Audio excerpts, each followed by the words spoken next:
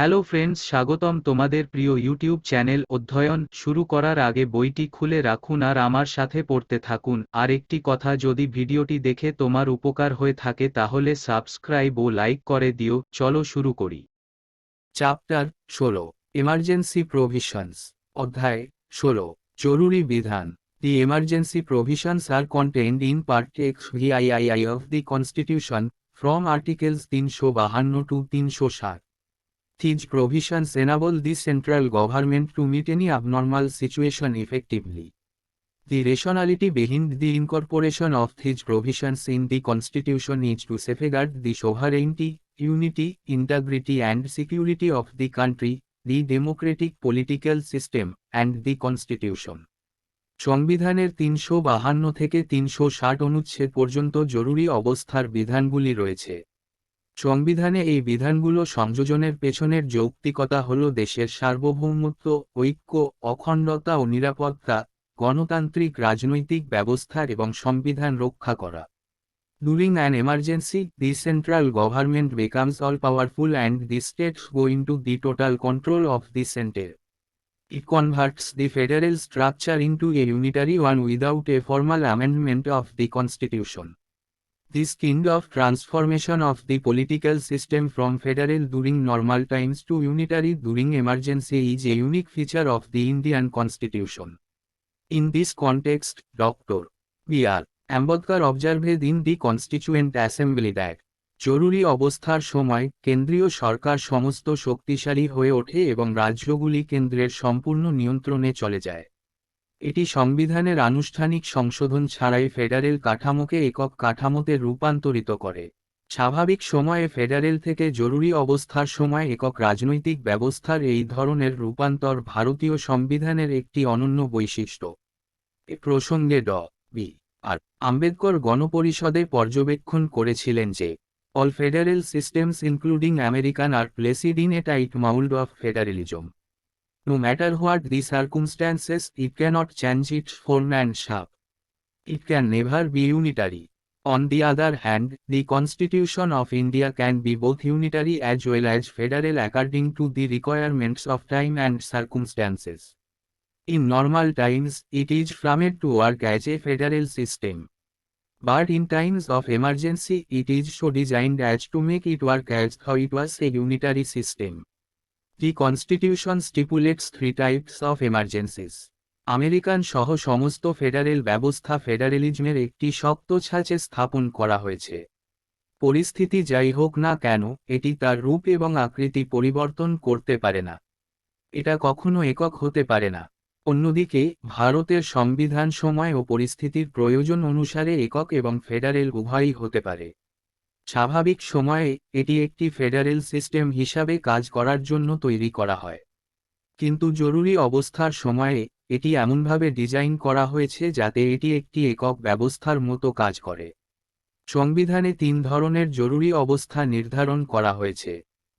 An emergency due to war, external aggression or armed rebellion, Article 352. This is popularly known as national emergency. However, the Constitution employs the expression proclamation of emergency to denote an emergency of this type. যুদ্ধ, বহিরাগত আগ্রাসন বা সশস্ত্র বিদ্রোহের কারণে জরুরি অবস্থা 352 ধারা। এটি জাতীয় জরুরি অবস্থা নামে পরিচিত। যাই হোক, সংবিধান এই ধরনের জরুরি অবস্থা বোঝাতে জরুরি অবস্থা ঘোষণা অভিব্যক্তি ব্যবহার করে। 2. An emergency due to the failure of the constitutional machinery in the states, Article 356. This is popularly known as President-S rule. It is also known by 2 other names, state emergency or constitutional emergency. However, the Constitution does not use the word emergency for this situation. রাজ্যগুলিতে সাংবিধানিক যন্ত্রের ব্যর্থতার কারণে একটি জরুরি অবস্থা অনুচ্ছেদ 356। এটি রাষ্ট্রপতির শাসন নামে পরিচিত। এটি আরও 2টি নামেও পরিচিত, রাষ্ট্রীয় জরুরি অবস্থা বা সাংবিধানিক জরুরি অবস্থা। তবে এই পরিস্থিতির জন্য সংবিধানে জরুরি শব্দটি ব্যবহার করা হয়নি। 3. Financial emergency due to a threat to the financial stability or credit of India, Article 360. ভারতের আর্থিক স্থিতিশীলতা বা ঋণের জন্য হুমকির কারণে আর্থিক জরুরি অবস্থা। অনুচ্ছেদ 360, ন্যাশনাল এমার্জেন্সি, জাতীয় জরুরি অবস্থা। গ্রাউন্ডস অফ ডিক্লারেশন, ঘোষণার ভিত্তি। Under article 352, the president can declare a national emergency when the security of India or a part of it is threatened by war or external aggression or armed rebellion. It may be noted that the President can declare a national emergency even before the actual occurrence of war or external aggression or armed rebellion, if he is satisfied that there is an imminent danger. 352 অনুচ্ছেদের অধীনে রাষ্ট্রপতি একটি জাতীয় জরুরি অবস্থা ঘোষণা করতে পারেন যখন ভারত বা এর একটি অংশের নিরাপত্তা, যুদ্ধ বা বহিরাগত আগ্রাসন বা সশস্ত্র বিদ্রোহ দ্বারা হুমকির সম্মুখীন হয়। এটি লক্ষ্য করা যেতে পারে যে রাষ্ট্রপতি যুদ্ধ বা বহিরাগত আগ্রাসন বা সশস্ত্র বিদ্রোহের প্রকৃত ঘটনা ঘটার আগেই জাতীয় জরুরি অবস্থা ঘোষণা করতে পারেন, যদি তিনি সন্তুষ্ট হন যে একটি আসন্ন বিপদ রয়েছে। The President can also issue different proclamations on grounds of war, external aggression, armed rebellion, or imminent danger thereof, whether or not there is a proclamation already issued by him and such proclamation is in operation. This provision was added by the 38th Amendment Act of 1975. রাষ্ট্রপতি যুদ্ধের কারণে, বহিরাগত আগ্রাসন, সশস্ত্র বিদ্রোহ বা তার আসন্ন বিপদের কারণেও বিভিন্ন ঘোষণা জারি করতে পারেন, তার দ্বারা ইতিমধ্যে জারি করা কোনো ঘোষণা আছে বা নেই এবং এই ঘোষণা কার্যকর রয়েছে। এই বিধানটি 1975 সালের 38তম সংশোধনী আইন দ্বারা যুক্ত করা হয়েছিল। When a national emergency is declared on the ground of war or external aggression, it is known as external emergency. On the other hand, when it is declared on the ground of armed rebellion, it is known as internal emergency. যুদ্ধ বা বহিরাগত আগ্রাসনের কারণে যখন একটি জাতীয় জরুরি অবস্থা ঘোষণা করা হয়, তখন তা বহিরাগত জরুরি অবস্থা নামে পরিচিত। অন্যদিকে, যখন এটি সশস্ত্র বিদ্রোহের ভিত্তিতে ঘোষণা করা হয়, তখন এটি অভ্যন্তরীণ জরুরি অবস্থা নামে পরিচিত। A proclamation of national emergency may be applicable to the entire country or only a part of it. The 42 Amendment Act of 1976 enabled the President to limit the operation of a national emergency to a specified part of India. জাতীয় জরুরি অবস্থা ঘোষণা সমগ্র দেশে বা এর একটি অংশের জন্য প্রযোজ্য হতে পারে। 1976 সালের 42তম সংশোধনী আইন রাষ্ট্রপতিকে ভারতের একটি নির্দিষ্ট অংশে একটি জাতীয় জরুরি অবস্থার অপারেশন সীমাবদ্ধ করতে সক্ষম করেছিল। Originally, the Constitution mentioned internal disturbance as the third ground for the proclamation of a national emergency, but the expression was too vague and had a wider connotation. মূলত, সংবিধানে জাতীয় জরুরি অবস্থা ঘোষণার তৃতীয় ক্ষেত্র হিসেবে অভ্যন্তরীণ অশান্তি উল্লেখ করা হয়েছে, কিন্তু অভিব্যক্তিটি খুব অস্পষ্ট ছিল এবং একটি বিস্তৃত অর্থ ছিল। Hence, the 44th Amendment Act of 1978 substituted the words armed rebellion for internal disturbance. Thus, it is no longer possible to declare a national emergency on the ground of internal disturbance, as was done in 1975 by the Congress government headed by Indira Gandhi. The President, however, can proclaim a national emergency only after receiving a written recommendation from the Cabinet. তাই 1978 সালের 44তম সংশোধনী আইনে অভ্যন্তরীণ ঝামেলা র জন্য সশস্ত্র বিদ্রোহ শব্দটি প্রতিস্থাপিত হয়েছে। এইভাবে ইন্দিরা গান্ধীর নেতৃত্বাধীন কংগ্রেস সরকারের 1975 সালের মতো অভ্যন্তরীণ ঝামেলার ভিত্তিতে জাতীয় জরুরি অবস্থা ঘোষণা করা আর সম্ভব নয়।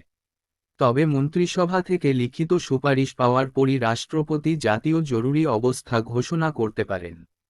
This means that the emergency can be declared only on the concurrence of the cabinet and not merely on the advice of the Prime Minister. In 1975, the then Prime Minister, Indira Gandhi advised the President to proclaim emergency without consulting her cabinet. The cabinet was informed of the proclamation after it was made, as a fait accompli. The 44th Amendment Act of 1978 introduced this safeguard to eliminate any possibility of the Prime Minister alone taking a decision in this regard. এর মানে হল শুধু প্রধানমন্ত্রীর পরামর্শে নয়, মন্ত্রিসভার সম্মতিতেই জরুরি অবস্থা ঘোষণা করা যেতে পারে। 1975 সালে তৎকালীন প্রধানমন্ত্রী ইন্দিরা গান্ধী রাষ্ট্রপতিকে তার মন্ত্রিসভার পরামর্শ ছাড়াই জরুরি অবস্থা ঘোষণা করার পরামর্শ দেন। মন্ত্রিসভাকে ঘোষণার পরে জানানো হয়েছিল এটি একটি সঙ্গতি হিসাবে। 1978 সালের 44তম সংশোধনী আইন এই সুরক্ষা প্রবর্তন করেছিল যাতে প্রধানমন্ত্রী একা এই বিষয়ে সিদ্ধান্ত নেওয়ার যে কোনো সম্ভাবনাকে দূর করতে পারে।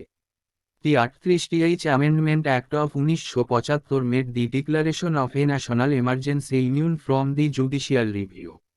But this provision was subsequently deleted by the 44th Amendment Act of 1978.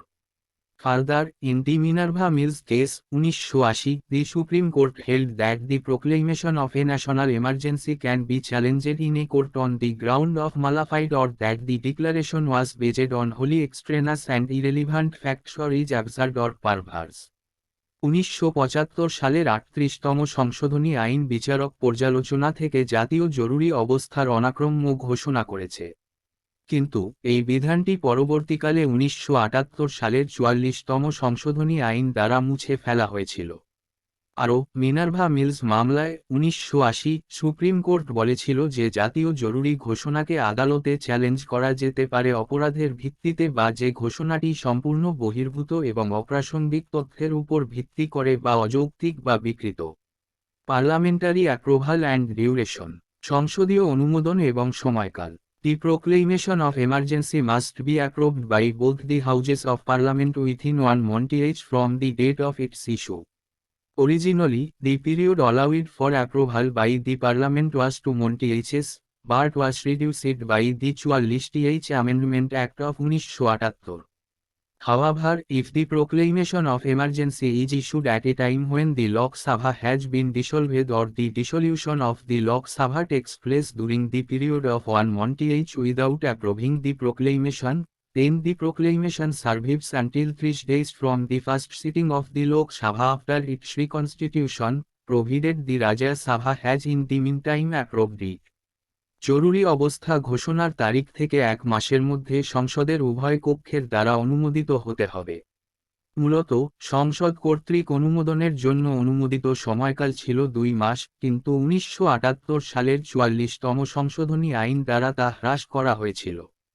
তবে যদি এমন একটি সময়ে জরুরি অবস্থা ঘোষণা করা হয় যখন লোকসভা ভেঙে দেওয়া হয় বা লোকসভা ভেঙে দেওয়া হয়, ঘোষণাটি অনুমোদন না করেই 1 মাসের মধ্যে সভা অনুষ্ঠিত হয়, তারপরে ঘোষণাটি তার পুনর্গঠন পরে লোকসভার প্রথম অধিবেশন থেকে 30 দিন পর্যন্ত টিকে থাকে, তবে এর মধ্যে রাজ্যসভা এটি অনুমোদন করে। If approved by both the Houses of Parliament, the emergency continues for 6 months and can be extended to an indefinite period with an approval of the Parliament for every 6 months. সংসদের উভয় কক্ষ দ্বারা অনুমোদিত হলে জরুরি অবস্থা 6 মাসের জন্য অব্যাহত থাকে এবং প্রতি 6 মাসের জন্য সংসদের অনুমোদনের সাথে অনির্দিষ্টকালের জন্য বাড়ানো যেতে পারে। This provision for periodical parliamentary approval was also added by the 44th Amendment Act of 1978. Before that, the emergency, once approved by the Parliament, could remain in operation as long as the executive cabinet decided. However, if the dissolution of the Lok Sabha takes place during the period of 6 months without approving the further continuance of emergency, then the proclamation serves until 3 days from the first sitting of the Lok Sabha after its reconstitution, provided the Rajya Sabha has in the meantime approved its continuation. পর্যায়ক্রমিক সংসদীয় অনুমোদনের জন্য এই বিধানটি 1978 সালের 44তম সংশোধনী আইন দ্বারাও যুক্ত করা হয়েছিল।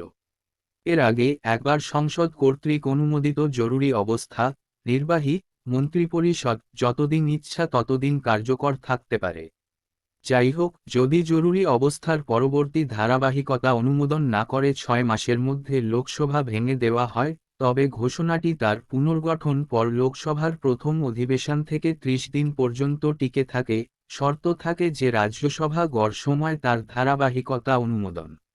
Every resolution approving the proclamation of emergency or its continuance must be passed by either House of Parliament by a special majority, that is, জরুরি অবস্থা ঘোষণা বা এটি অব্যাহত রাখার অনুমোদনকারী প্রতিটি প্রস্তাব অবশ্যই সংসদের যে কোনো একটি কক্ষে বিশেষ সংখ্যাগরিষ্ঠতার দ্বারা পাস হতে হবে, অর্থাৎ a majority of the total membership of that house, সেই বাড়ির মোট সদস্য সংখ্যার সংখ্যাগরিষ্ঠ।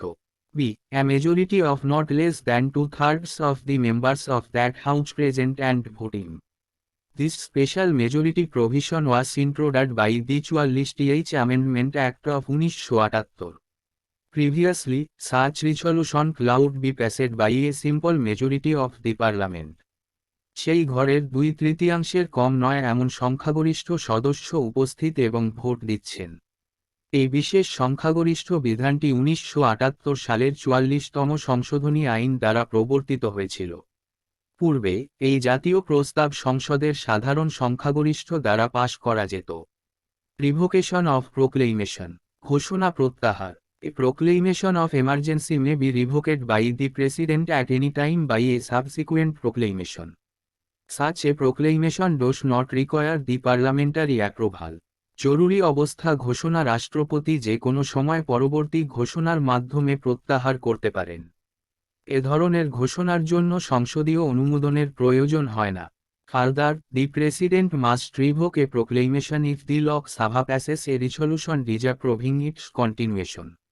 Again, this safeguard was introduced by the 44th Amendment Act of 1978. Before the amendment, a proclamation could be revoked by the President on his own and the Lok Sabha had no control in this regard. অধিকন্তু, রাষ্ট্রপতিকে অবশ্যই একটি ঘোষণা প্রত্যাহার করতে হবে যদি লোকসভা তার ধারাবাহিকতাকে অসন্তুষ্ট করে একটি প্রস্তাব পাশ করে। আবার এই সুরক্ষা 1978 সালের 44তম সংশোধনী আইন দ্বারা প্রবর্তিত হয়েছিল। সংশোধনীর আগে রাষ্ট্রপতি নিজে থেকে একটি ঘোষণা প্রত্যাহার করতে পারেন এবং লোকসভার এই বিষয়ে কোনো নিয়ন্ত্রণ ছিল না। The 44th Amendment Act of 1978 also provided that, where 1/10 of the total number of members of the Lok Sabha give a written notice to the Speaker or to the President if the House is not in session, a special sitting of the House should be held within 14 days for the purpose of considering a resolution disapproving the continuation of the proclamation. 1978 সালের 44তম সংশোধনী আইনে আরও বলা হয়েছে যে, যেখানে লোকসভার মোট সদস্য সংখ্যার 1/10 স্পিকারকে বা অধিবেশনে না থাকলে রাষ্ট্রপতিকে একটি লিখিত নোটিশ দেয়। ঘোষণার ধারাবাহিকতাকে অস্বীকৃতি জানিয়ে একটি প্রস্তাব বিবেচনা করার উদ্দেশ্যে 14 দিনের মধ্যে হাউস অনুষ্ঠিত হওয়া উচিত। A resolution of disapproval is different from a resolution approving the continuation of a proclamation in the following two respects. অস্বীকৃতির একটি রেজলিউশন নিম্নলিখিত দুটি ক্ষেত্রে একটি ঘোষণার ধারাবাহিকতা অনুমোদনকারী একটি প্রস্তাব থেকে আলাদা।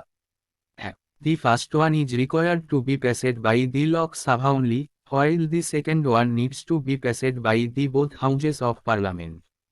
প্রথমটি শুধুমাত্র লোকসভা দ্বারা পাশ করা প্রয়োজন, যখন দ্বিতীয়টি সংসদের উভয় কক্ষ দ্বারা পাশ করা প্রয়োজন। 2. The first one is to be adopted by a simple majority only, while the second one needs to be adopted by a special majority. প্রথমটি শুধুমাত্র একটি সাধারণ সংখ্যাগরিষ্ঠ দ্বারা গৃহীত হবে, যখন দ্বিতীয়টি একটি বিশেষ সংখ্যাগরিষ্ঠ দ্বারা গ্রহণ করা প্রয়োজন। ইফেক্টস অফ ন্যাশনাল এমার্জেন্সি, জাতীয় জরুরি অবস্থার প্রভাব।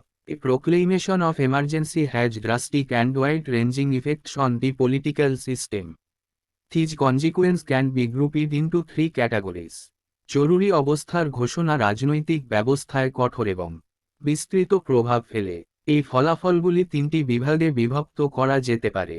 1. Effect on the centre state relations, কেন্দ্র রাজ্য সম্পর্কের উপর প্রভাব। 2. Effect on the life of the লোক সভা and state assembly and, Lok Sabha এবং রাজ্য বিধানসভার জীবনের উপর প্রভাব। এবং 3.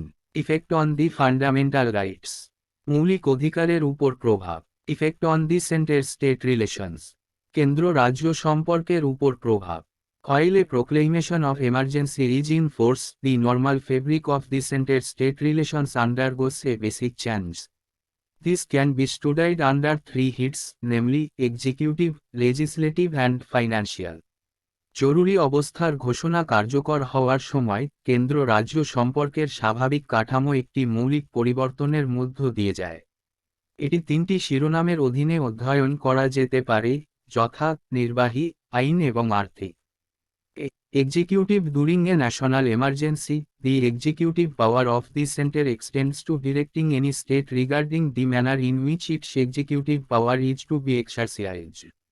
In normal times, the center can give executive directions to a state only on certain specified matters. However, during a national emergency, the center becomes entitled to give executive directions to a state on any matter. Thus, the state governments are brought under the complete control of the center, though they are not suspended. কার্যনির্বাহী একটি জাতীয় জরুরি অবস্থার সময় কেন্দ্রের কার্যনির্বাহী ক্ষমতা তার কার্যনির্বাহী ক্ষমতা প্রয়োগ করার পদ্ধতি সম্পর্কে যে কোনো রাজ্যকে নির্দেশ দেওয়ার জন্য প্রসারিত হয়।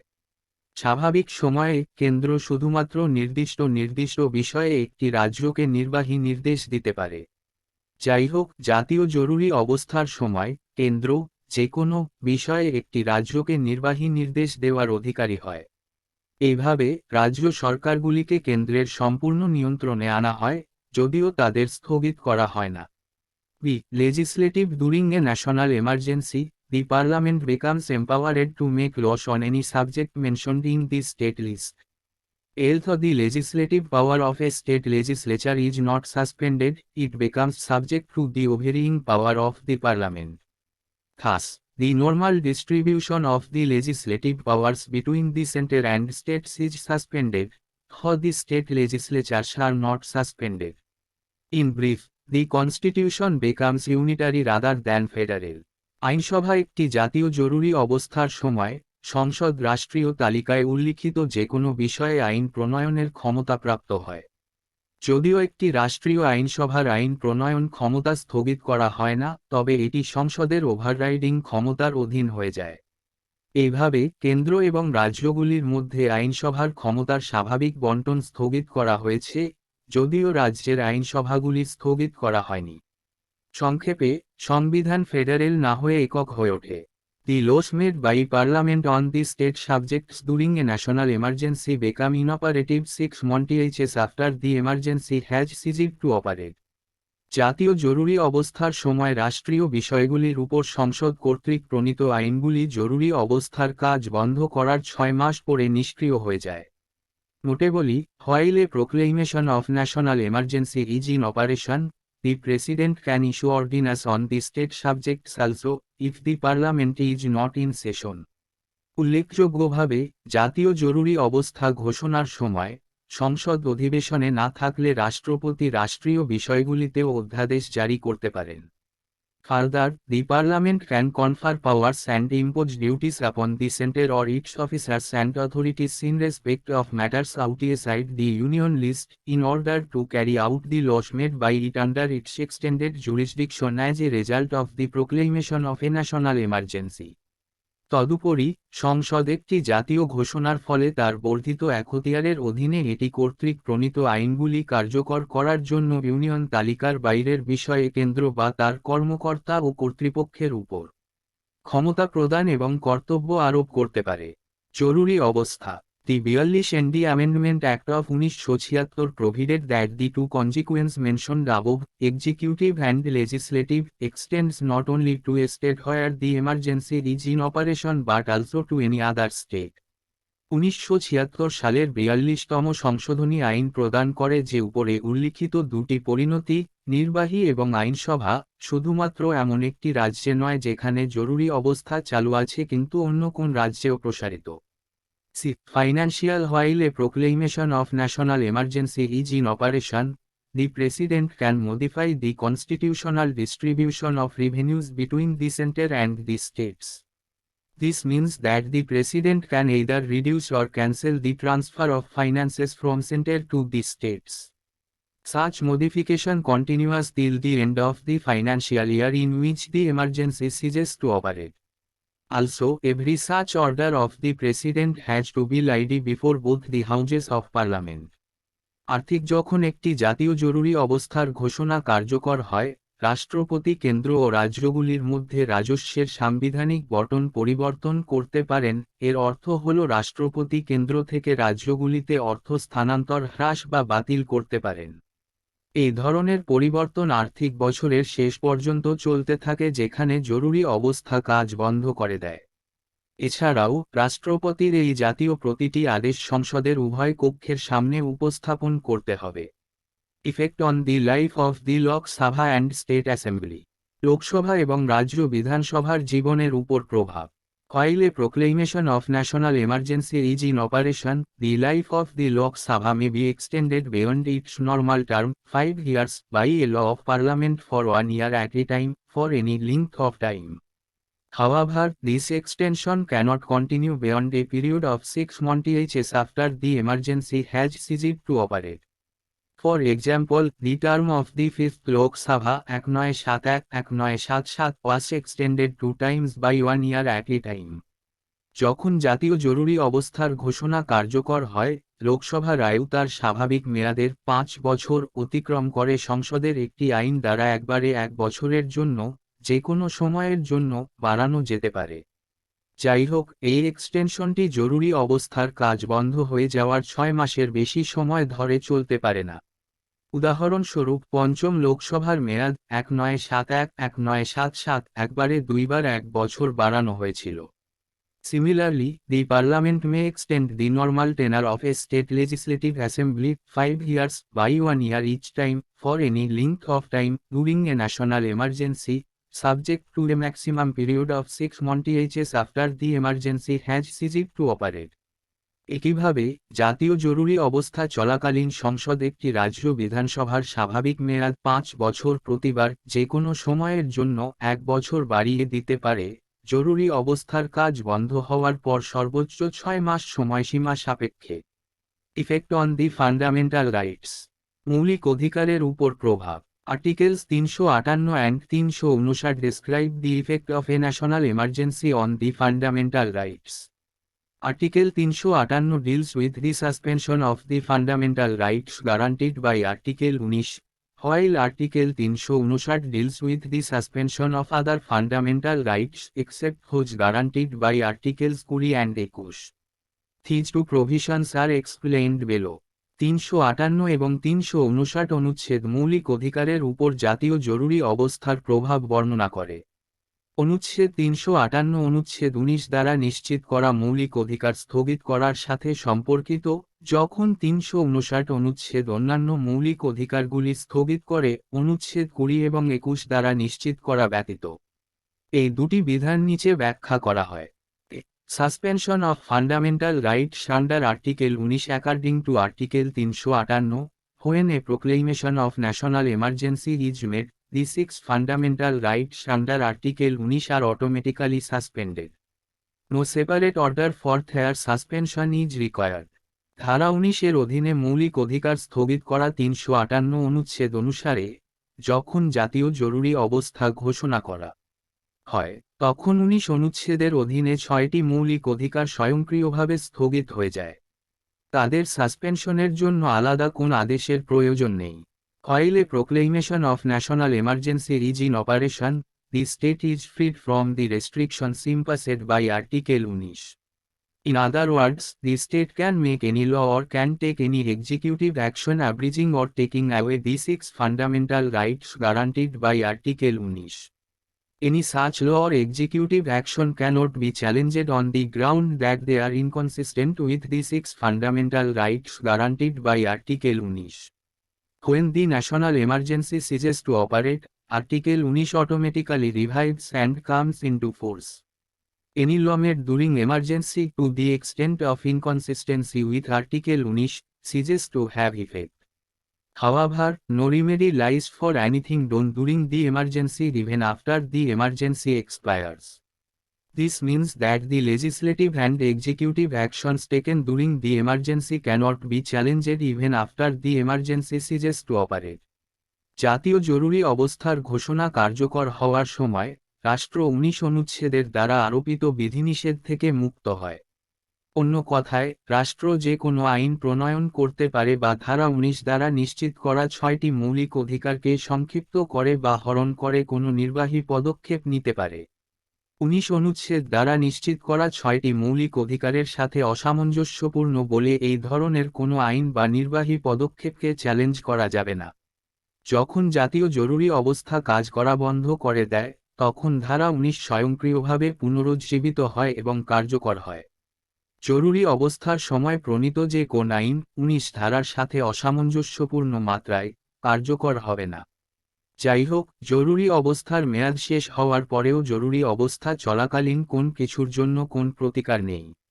এর অর্থ জরুরি অবস্থা চলাকালীন গৃহীত আইনি এবং নির্বাহী পদক্ষেপগুলি জরুরি অবস্থা কাজ বন্ধ করার পরেও চ্যালেঞ্জ করা যাবে না। 44th Amendment Act of 1978 restricted the scope of Article 358 into s. Firstly, the six fundamental rights under Article 19 can be suspended only when the national emergency is declared on the ground of war or external aggression and not on the ground of armed rebellion. Secondly, only those laws which are related with the emergency are protected from being challenged and not other laws. Also, the executive action taken only under such a law is protected. 1978 সালের 44তম সংশোধনী আইন 358 ধারার সুযোগকে দুটি উপায়ে সীমিত করেছে। প্রথমত, ধারা 19 এর অধীনে 6টি মৌলিক অধিকার তখনই স্থগিত করা যেতে পারে যখন জাতীয় জরুরি অবস্থা ঘোষণা করা হয় যুদ্ধ বা বহিরাগত আগ্রাসনের স্থলে এবং সশস্ত্র বিদ্রোহের ভিত্তিতে নয়। দ্বিতীয়ত, কেবলমাত্র সেই আইনগুলি যা জরুরি অবস্থার সাথে সম্পর্কিত, চ্যালেঞ্জ হওয়া থেকে সুরক্ষিত এবং অন্যান্য আইন নয়। এছাড়াও, শুধুমাত্র এই ধরনের আইনের অধীনে গৃহীত নির্বাহী পদক্ষেপ সুরক্ষিত। B. Suspension of other fundamental rights. অন্যান্য মৌলিক অধিকার স্থগিত করা। Article 359 authorises the president to suspend the right to move any court for the enforcement of fundamental rights during a national emergency. This means that under Article 359, the fundamental rights as such are not suspended, but only their enforcement. The said rights are theoretically alive but the right to seek remedy is suspended. The suspension of enforcement relates to only those fundamental rights that are specified in the presidential order. Further, the suspension clause be for the period during the operation of emergency or for a shorter period as mentioned in the order, and the suspension order may extend to the whole or any part of the country. It should be laid before each House of Parliament for approval. 359 অনুচ্ছেদ রাষ্ট্রপতিকে জাতীয় জরুরি অবস্থার সময় মৌলিক অধিকার প্রয়োগের জন্য যে কোনো আদালতে যাওয়ার অধিকার স্থগিত করার ক্ষমতা দেয়। এর মানে হল 359 অনুচ্ছেদের অধীনে মৌলিক অধিকারগুলি স্থগিত করা হয় না, তবে শুধুমাত্র তাদের প্রয়োগ করা হয়। উল্লিখিত অধিকারগুলি তাত্ত্বিকভাবে জীবিত কিন্তু প্রতিকার চাওয়ার অধিকার স্থগিত। প্রয়োগের স্থগিতাদেশ কেবলমাত্র সেই মৌলিক অধিকারগুলির সাথে সম্পর্কিত যা রাষ্ট্রপতির আদেশে নির্দিষ্ট করা হয়েছে। অধিকন্তু, স্থগিতাদেশ জরুরি অবস্থা চলাকালীন সময়ের জন্য বা আদেশে উল্লিখিত একটি স্বল্প সময়ের জন্য হতে পারে এবং স্থগিতাদেশ সমগ্র বা দেশের যে কোনো অংশে প্রসারিত হতে পারে। এটি অনুমোদনের জন্য সংসদের প্রতিটি কক্ষের সামনে রাখা উচিত। While a presidential order is in force, the state can make any law or can take any executive action abridging or taking away the specified fundamental rights.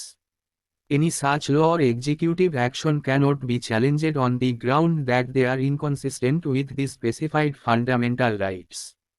When the order ceases to operate, any law so made to the extent of inconsistency with the specified fundamental rights ceases to have effect. But no remedy lies for anything done during the operation of the order even after the order ceases to operate. This means that the legislative and executive actions taken during the operation of the order cannot be challenged even after the order expires. রাষ্ট্রপতির আদেশ কার্যকর থাকাকালীন, রাষ্ট্র কোনো আইন প্রণয়ন করতে পারে বা নির্দিষ্ট মৌলিক অধিকারগুলিকে সংকোচন বা হরণ করে কোনো নির্বাহী ব্যবস্থা নিতে পারে। এই ধরনের কোন আইন বা নির্বাহী পদক্ষেপকে এই কারণে চ্যালেঞ্জ করা যাবে না যে তারা নির্দিষ্ট মৌলিক অধিকারের সাথে অসঙ্গতিপূর্ণ। যখন আদেশটি কাজ করা বন্ধ করে দেয়, তখন নির্দিষ্ট মৌলিক অধিকারের সাথে অসঙ্গতির পরিমাণে এইভাবে প্রণীত কোন আইন কার্যকর হওয়া বন্ধ করে দেয়। কিন্তু আদেশের কাজ বন্ধ হওয়ার পরেও আদেশের অপারেশন চলাকালীন কোন কিছুর জন্য কোন প্রতিকার নেই।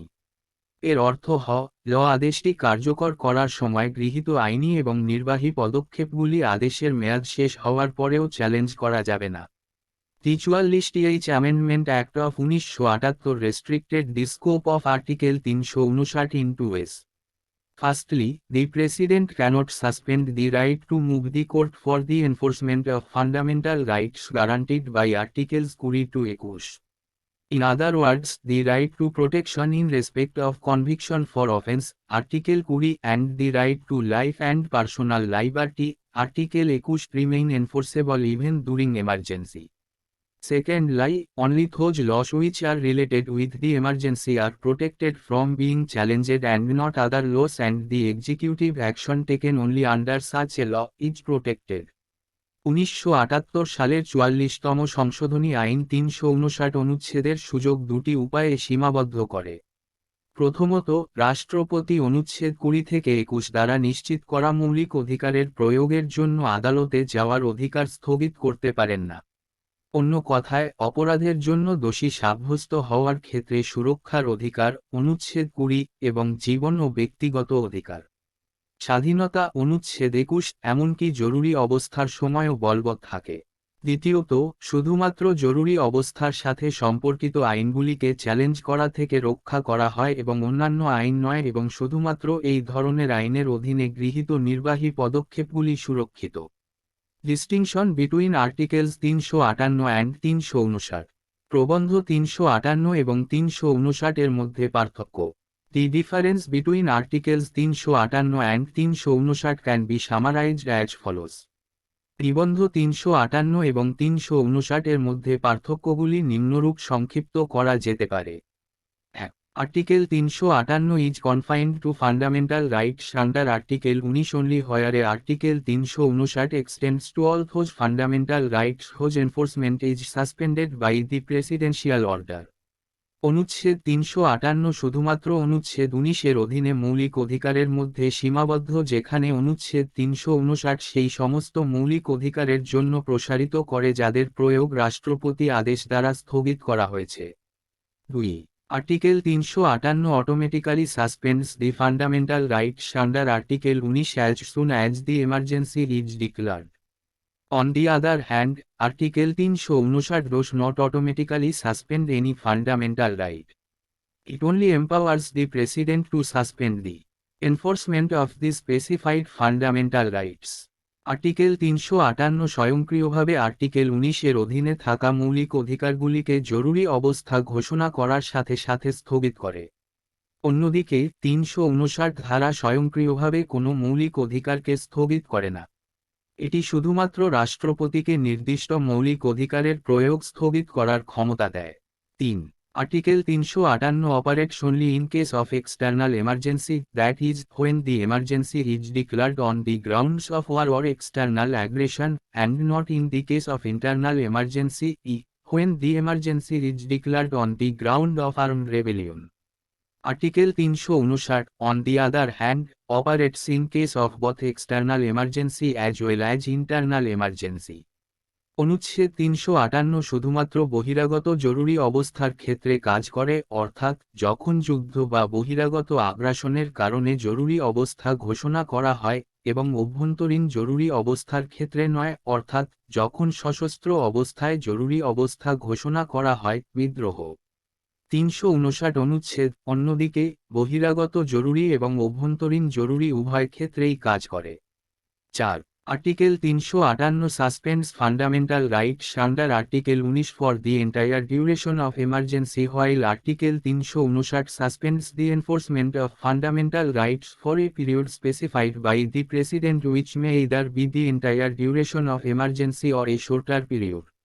অনুচ্ছেদ 358 ধারা 19 এর অধীনে মৌলিক অধিকারগুলিকে জরুরি অবস্থার পুরো সময়কালের জন্য স্থগিত করে, যেখানে 359 ধারা রাষ্ট্রপতি দ্বারা নির্দিষ্ট সময়ের জন্য মৌলিক অধিকারের প্রয়োগ স্থগিত করে, যা হয় জরুরি অবস্থার পুরো সময়কাল বা একটি ছোট সময় হতে পারে। 5. Article 358 extends to the entire country where a Article 359 may extend to the entire country or a part of it. অনুচ্ছেদ 358 সমগ্র দেশে প্রসারিত যেখানে অনুচ্ছেদ 359 সমগ্র দেশ বা একটি অংশে প্রসারিত হতে পারে। 6.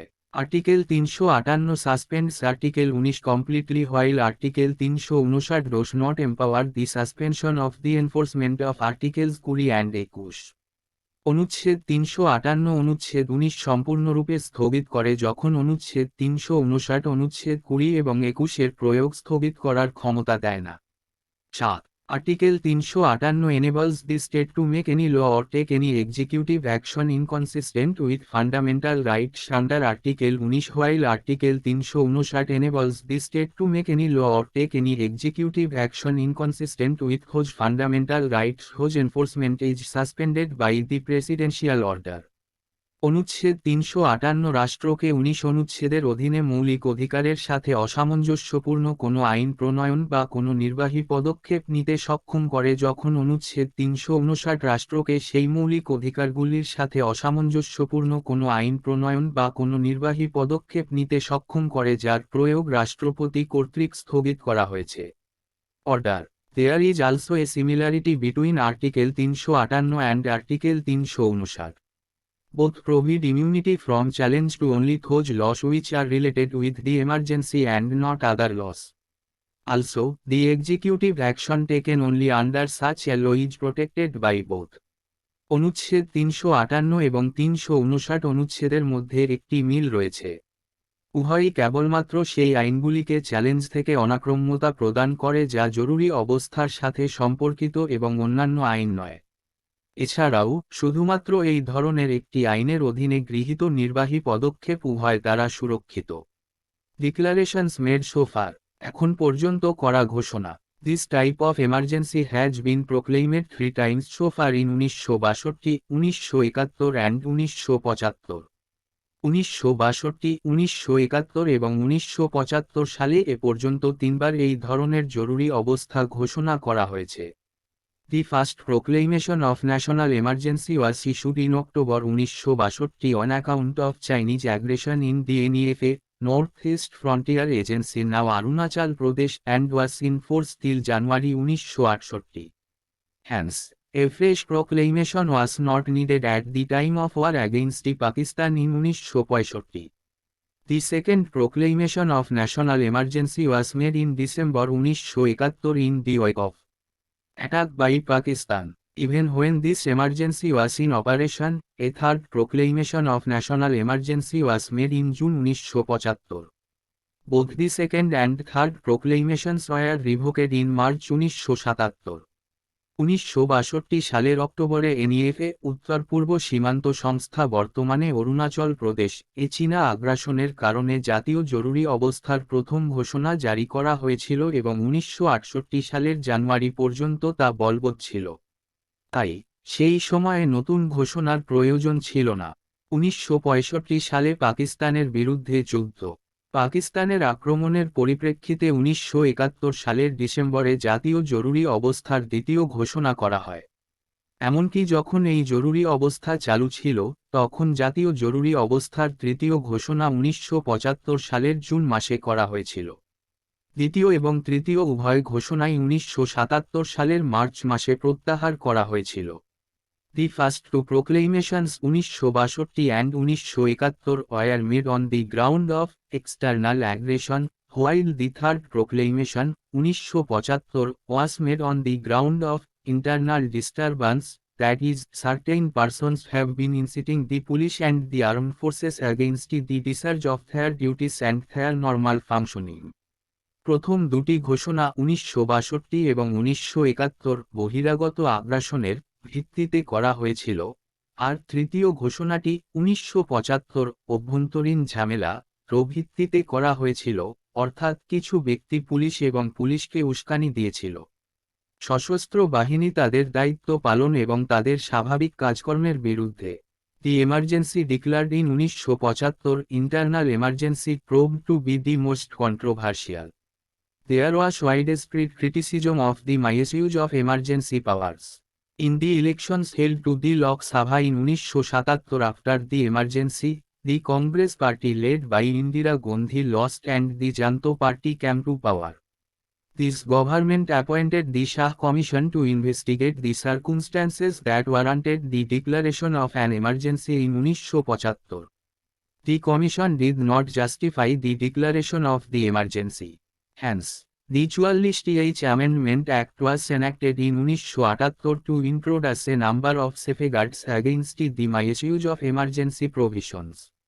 1975 সালে ঘোষিত জরুরি অবস্থা, অভ্যন্তরীণ জরুরি অবস্থা, সবচেয়ে বিতর্কিত বলে প্রমাণিত হয়েছিল। জরুরি ক্ষমতার অপব্যবহার নিয়ে ব্যাপক সমালোচনা হয়েছিল। জরুরি অবস্থার পরে 1977 সালে লোকসভার নির্বাচনে ইন্দিরা গান্ধীর নেতৃত্বাধীন কংগ্রেস পার্টি হেরে যায় এবং জনতা পার্টি ক্ষমতায় আসে। এই সরকার 1975 সালে জরুরি অবস্থা ঘোষণার পর্যায়ক্রমে তদন্ত করার জন্য শাহ কমিশনকে নিয়োগ করেছিল। কমিশন জরুরি ঘোষণাকে সমর্থন করেনি। তাই 44তম সংশোধনী আইনটি 1978 সালে জরুরি বিধানের অপব্যবহারের বিরুদ্ধে বেশ কয়েকটি সুরক্ষা প্রবর্তনের জন্য প্রণীত হয়েছিল। প্রেসিডেন্ট এস রুল, রাষ্ট্রপতির শাসন। Grounds of imposition article 355 imposes a duty on the center to ensure that the government of every state is carried on in accordance with the provisions of the Constitution. It is this duty in the performance of which the center takes over the government of a state under Article 356 in case of failure of constitutional machinery in state. This is popularly known as President-S rule. It is also known as state emergency or constitutional emergency. আরোপের ভিত্তি 355 অনুচ্ছেদ প্রতিটি রাজ্যের সরকার সংবিধানের বিধান অনুসারে পরিচালিত হয় তা নিশ্চিত করার জন্য কেন্দ্রের উপর একটি দায়িত্ব আরোপ করে। রাজ্যে সাংবিধানিক যন্ত্রের ব্যর্থতার ক্ষেত্রে কেন্দ্র 356 অনুচ্ছেদের অধীনে একটি রাজ্যের সরকারকে দায়িত্ব পালনের ক্ষেত্রে এই দায়িত্ব। এটি রাষ্ট্রপতির শাসন নামে পরিচিত। এটি রাষ্ট্রীয় জরুরি অবস্থা বা সাংবিধানিক জরুরি অবস্থা নামেও পরিচিত। The President-S rule can be proclaimed under Article 356 on two grounds, one mentioned in Article 356 itself and another in Article 365. রাষ্ট্রপতির শাসন 356 অনুচ্ছেদের অধীনে দুটি কারণে ঘোষণা করা যেতে পারে, একটি 356 ধারায় উল্লিখিত এবং অন্যটি 365 অনুচ্ছেদে। Article 356 empowers the President to issue a proclamation if he is satisfied that a situation has arisen in which the government of a state cannot be carried on in accordance with the provisions of the Constitution. Notably, the President can act either on a report of the Governor of the state or otherwise to even without the Governor's report. অনুচ্ছেদ 356 রাষ্ট্রপতিকে একটি ঘোষণা জারি করার ক্ষমতা দেয়, যদি তিনি সন্তুষ্ট হন যে এমন পরিস্থিতির উদ্ভব হয়েছে যেখানে সংবিধানের বিধান অনুসারে রাষ্ট্রের সরকার পরিচালনা করা যাবে না।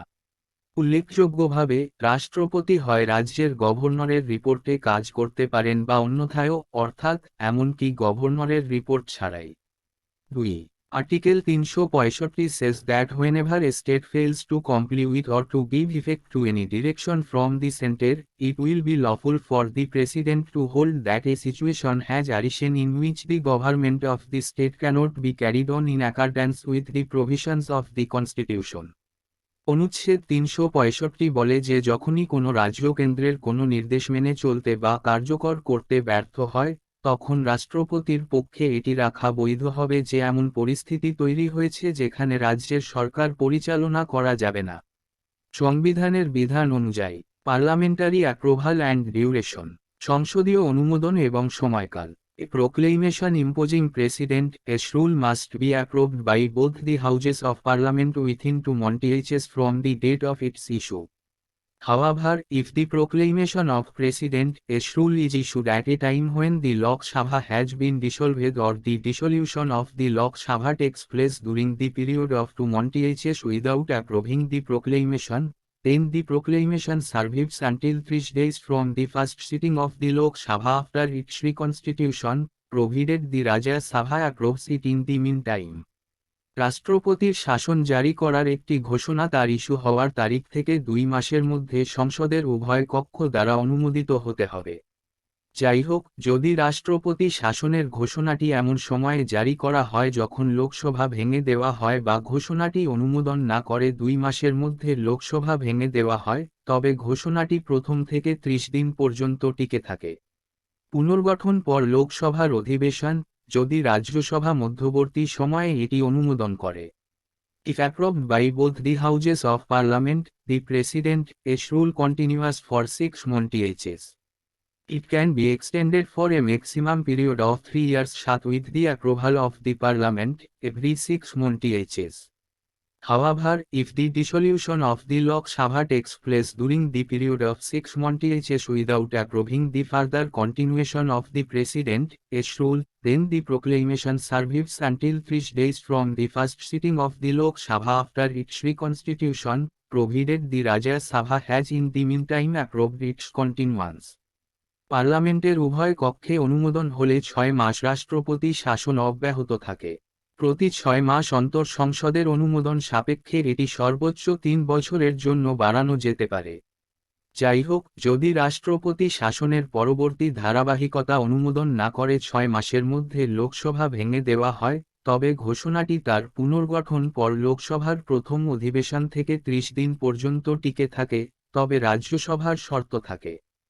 ইতিমধ্যে এর ধারাবাহিকতা অনুমোদন করেছে। Every resolution approving the proclamation of president's rule or its continuation can be passed by either house of parliament only by a simple majority, that is, a majority of the members of that house present and voting. রাষ্ট্রপতির শাসনের ঘোষণা বা তার ধারাবাহিকতা অনুমোদনকারী প্রতিটি প্রস্তাব সংসদের যেকোনো একটি হাউস দ্বারা শুধুমাত্র একটি সাধারণ সংখ্যাগরিষ্ঠতা দ্বারা পাশ করা যেতে পারে, অর্থাৎ সেই হাউসের সংখ্যাগরিষ্ঠ সদস্য উপস্থিত এবং ভোট দেন। The 44th Amendment Act of 1978 introduced a new provision to put restraint on the power of Parliament to extend a proclamation of president's rule beyond 1 year. Thus, it provided that, beyond 1 year, the president's rule can be extended by 6 months at a time only when the following two conditions are fulfilled. 1978 সালের 44তম সংশোধনী আইনটি রাষ্ট্রপতি শাসনের ঘোষণাকে 1 বছরেরও বেশি সময় বাড়ানোর জন্য সংসদের ক্ষমতাকে সংযত করার জন্য একটি নতুন বিধান চালু করেছিল। এইভাবে, এটি প্রদান করে যে 1 বছরের পরে, রাষ্ট্রপতির শাসনের মেয়াদ 6 মাস বাড়ানো যেতে পারে শুধুমাত্র যখন নিম্নলিখিত দুটি শর্ত পূরণ করা হয়।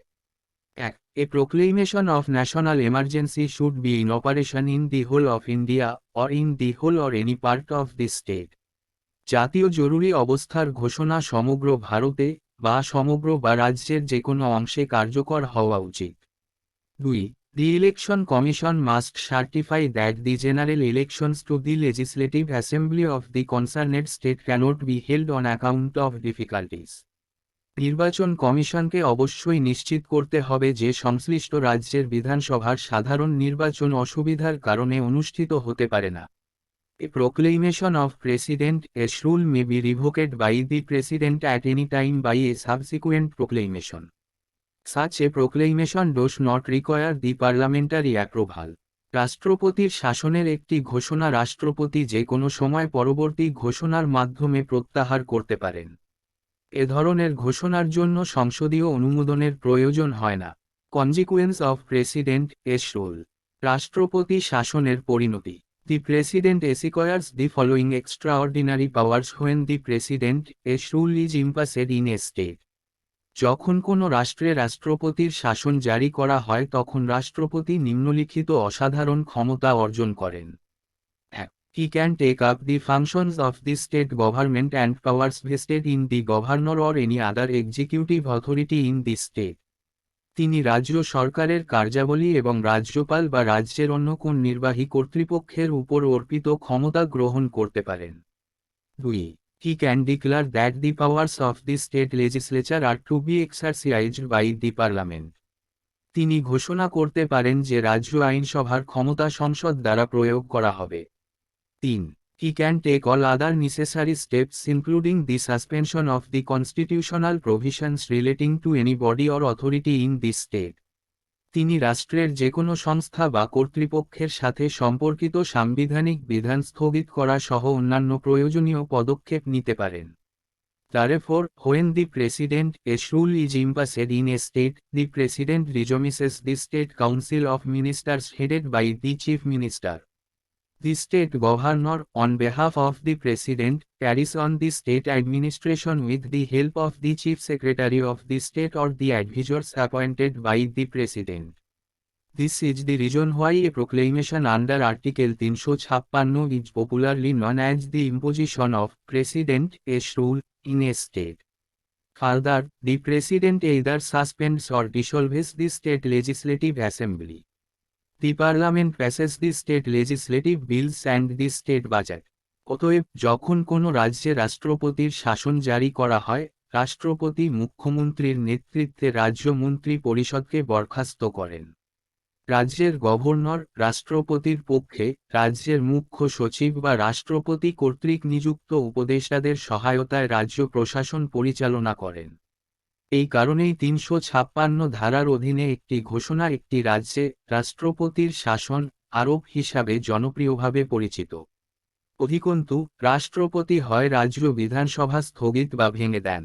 সংসদ রাজ্যের আইনসভা বিল এবং রাজ্য বাজেট পাশ করে। When the state legislature is thus suspended or dissolved, যখন রাজ্যের আইনসভা এইভাবে স্থগিত বা দ্রবীভূত করা হয়।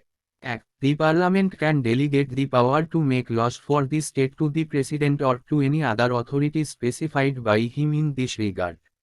সংসদ রাষ্ট্রের জন্য আইন প্রণয়নের ক্ষমতা রাষ্ট্রপতি বা এই বিষয়ে তার দ্বারা নির্দিষ্ট অন্য কোন কর্তৃপক্ষকে অর্পণ করতে পারে। 2. The Parliament or in case of delegation, the President or any other specified authority can make laws conferring powers and imposing duties on the centre or its officers and authorities. সংসদ বা প্রতিনিধি দলের ক্ষেত্রে রাষ্ট্রপতি বা অন্য কোন নির্দিষ্ট কর্তৃপক্ষ কেন্দ্র বা তার কর্মকর্তা ও কর্তৃপক্ষের উপর ক্ষমতা প্রদান এবং দায়িত্ব আরোপ করার জন্য আইন প্রণয়ন করতে পারেন। 3.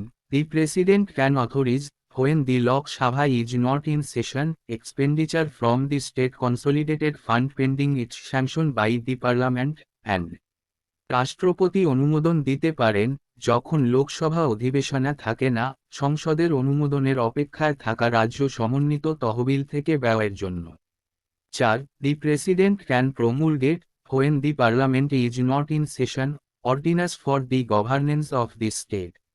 রাষ্ট্রপতি যখন সংসদ অধিবেশনে থাকে না, তখন রাষ্ট্র পরিচালনার জন্য অধ্যাদেশ জারি করতে পারেন। A law made by the Parliament or President or any other specified authority continues to be operative even after the President's rule. This means that the period for which such a law remains in force is not coterminous with the duration of the proclamation, but it can be repealed or altered or re-enacted by the state legislature. সংসদ বা রাষ্ট্রপতি বা অন্য কোনো নির্দিষ্ট কর্তৃপক্ষ কর্তৃক প্রণীত আইন রাষ্ট্রপতি শাসনের পরেও কার্যকর থাকে। এর মানে হলো যে সময়ের জন্য এই ধরনের আইন বলবৎ থাকবে তা ঘোষণার সময়কালের সাথে সাংঘর্ষিক নয়। তবে এটি রাষ্ট্রীয় আইনসভা দ্বারা রদ বা পরিবর্তন বা পুনরায় কার্যকর করা যেতে পারে। It should be noted here that the President cannot assume to himself the powers vested in the concerned state high court or suspend the provisions of the Constitution relating to it. In other words, the constitutional position, status, powers and functions of the concerned state high court remain same even during the President's rule. এখানে উল্লেখ্য যে রাষ্ট্রপতি সংশ্লিষ্ট রাজ্য উচ্চ আদালতে অর্পিত ক্ষমতা নিজের কাছে ধরে নিতে পারেন না বা এর সাথে সম্পর্কিত সংবিধানের বিধান স্থগিত করতে পারেন না। অন্য কথায়, রাষ্ট্রপতি শাসনের সময়ও সংশ্লিষ্ট রাজ্য হাইকোর্টের সাংবিধানিক অবস্থান, মর্যাদা, ক্ষমতা এবং কার্যাবলী একই থাকে। ইউজ অফ আর্টিকেল ৩৫৬ ধারার ব্যবহার। Since 1950, the President's rule has been imposed on more than 125 occasions, that is, on an average twice a year. Further, on a number of occasions, the President's rule has been imposed in an arbitrary manner for political or personal reasons. Hence, Article ৩৫৬ has become one of the most controversial and most criticized provisions of the Constitution. 1950 সাল থেকে রাষ্ট্রপতি শাসন 125টিরও বেশি অনুষ্ঠানে জারি করা হয়েছে, অর্থাৎ বছরে গড়ে দুবার। এছাড়াও রাজনৈতিক বা ব্যক্তিগত কারণে বেশ কিছু অনুষ্ঠানে স্বেচ্ছাচারিতায় রাষ্ট্রপতির শাসন জারি করা হয়েছে। তাই 356 অনুচ্ছেদটি সংবিধানের সবচেয়ে বিতর্কিত এবং সবচেয়ে সমালোচিত বিধান হয়ে উঠেছে। For the first time, the President S rule was imposed in Punjab in 1951. By now, almost all the states have been brought under the President S rule, once or twice or more. The details in this regard are given in table 16.2 at the end of this chapter. প্রথমবারের মতো 1951 সালে পাঞ্জাবে রাষ্ট্রপতির শাসন জারি করা হয়েছিল। এখন পর্যন্ত সমস্ত রাজ্যগুলিকে রাষ্ট্রপতি শাসনের আওতায় আনা হয়েছে, একবার বা দুবার বা তার বেশিবার। এই বিষয়ে বিশদ বিবরণ এই অধ্যায়ের শেষে টেবিল 16.2 দেওয়া হয়েছে। When general elections were held to the Lok Sabha in 1977 after the internal emergency, the ruling Congress party lost and the Janto party came to power. The new government headed by Morarji Desai imposed President S rule in 9 states where the Congress party was in power on the ground that the assemblies in those states no longer represented the wishes of the electorate. When the Congress party returned to power in 1980, it did the same in 9 states on the same ground. অভ্যন্তরীণ জরুরি অবস্থার পরে 1977 সালে লোকসভার সাধারণ নির্বাচন অনুষ্ঠিত হলে ক্ষমতাসীন কংগ্রেস পার্টি হেরে যায় এবং জনতা পার্টি ক্ষমতায় আসে। মোরারজি দেশাইয়ের নেতৃত্বাধীন নতুন সরকার 9টি রাজ্যে, যেখানে কংগ্রেস পার্টি ক্ষমতায় ছিল, রাষ্ট্রপতির শাসন জারি করেছিল এই ভিত্তিতে যে সেই রাজ্যগুলির বিধানসভাগুলি আর ভোটারদের ইচ্ছার প্রতিনিধিত্ব করে না। কংগ্রেস পার্টি যখন 1980 সালে ক্ষমতায় ফিরে আসে, তখন একই মাটিতে 9টি রাজ্যে একই কাজ করেছিল। In 1992, President S rule was imposed in 3 BJP-ruled states, Madhya Pradesh, Himachal Pradesh and Rajasthan, by the Congress party on the ground that they were not implementing sincerely the ban imposed by the Center on religious organizations. In a landmark judgment in Bomai case 1994, the Supreme Court upheld the validity of this proclamation on the ground that secularism is a basic feature of the Constitution. But the court did not uphold the validity of the imposition of the President S rule in Nagaland in 1988, Karnataka in 1989 and Meghalaya in 1991.